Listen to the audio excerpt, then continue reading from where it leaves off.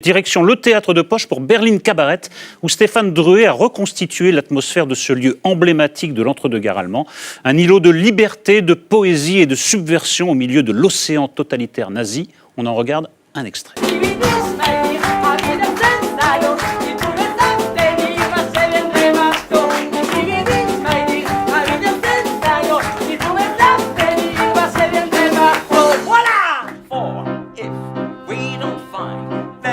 Whiskey bar, I tell you we must die.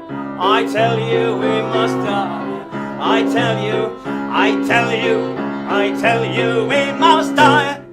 Le mal était Dieu et je jouais le jeu, mais j'en ai gardé gros sur le cœur. Dans le rôle de la propriétaire du cabaret, vous aurez reconnu Marisa Berenson, et dans le rôle de la spectatrice, Anaïs Bouton.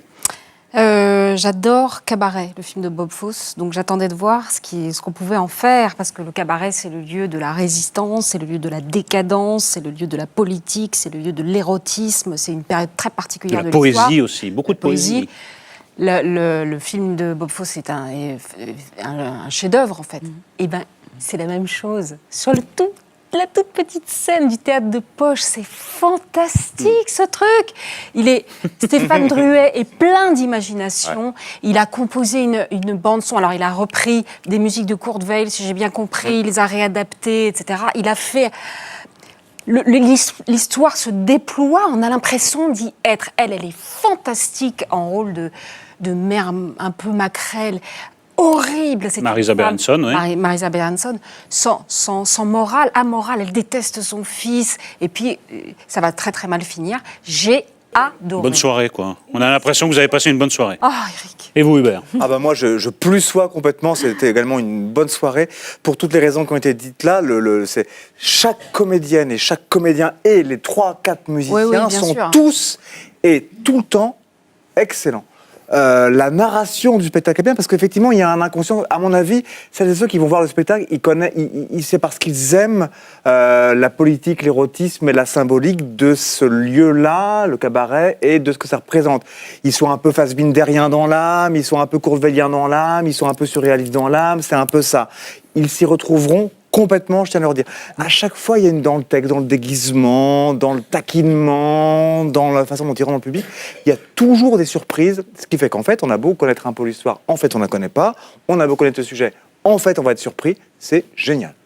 Stéphane Drouet a eu un Molière, d'ailleurs, cette semaine, pour l'histoire du soldat, un autre spectacle musical qu'il avait monté aussi au théâtre de poche, mais c'est un grand metteur en scène.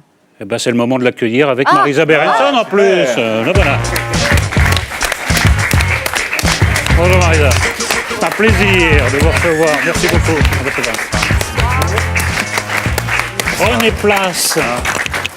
Alors vous voyez, on a passé une bonne soirée.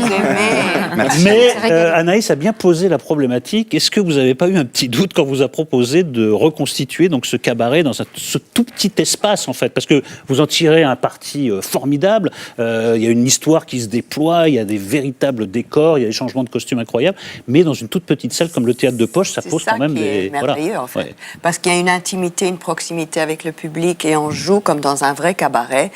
Et donc, ce petit espace, en fait, est positif pour nous. Ça serait différent sur une scène, ça ne marcherait pas de la même façon, non? Ah ouais, non, bien sûr. C'était le but, c'est-à-dire que Philippe Tesson m'a proposé ça. Et effectivement, dans cet endroit, c'est idyllique parce qu'on a effectivement cette proximité, ce côté intimiste et qui est pour le public et pour eux, c'est vachement agréable en tant que comédien aussi. Et c'est vraiment le dedans de cette époque, non? Quand il y a le dehors où il se passe l'apocalypse et des choses terribles, et dedans où il y a cette petite antre de liberté totale, d'insouciance, de gravité aussi, mais de liberté d'expression. Et là, on le ressent tellement bien, je trouve, quand on joue là. Mais tout est réussi. Il y a une restitution de l'esprit du cabaret qui est presque miraculeuse. Parce que c'est vrai qu'il y a beaucoup de talent sur scène, mais quand on a passé, je ne sais pas combien de temps ça dure, une heure et demie peut-être? Oui, 1h20. Ouais, 1h20. Vraiment, on est émerveillé par le résultat parce que tout est restitué parfaitement. Qu'est-ce qu'on fait de tout le patrimoine accumulé? D'abord de la tradition du cabaret en tant que tel, et puis on a parlé évidemment du film de Bob Fosse qu'il est difficile d'évacuer, auquel il est difficile de ne pas penser. Comment on fait? On essaie de s'en S'en détacher un peu, de respecter Non. la tradition quand même. Je pense qu'il faut respecter la tradition. C'est vrai que tout était. Donc, je me suis servi beaucoup du cabaret de Bob Fosse, de l'Ange Bleu, Les Damnés, Portier de nuit, les vieux films expressionnistes, Caligari, le Docteur Alain, plein de choses comme ça, plein de bouquins, plein d'auteurs. J'ai relu tout. Brecht, Wedekind, Tucholsky, que j'adore, que je connaissais pas. Il y a peu de gens qui le connaissent. Valentin, etc. Et puis essayer de se dire comment les choses vont s'imbriquer entre elles. Et en fait, ce qui me plaisait, c'est pas d'écrire une réelle histoire.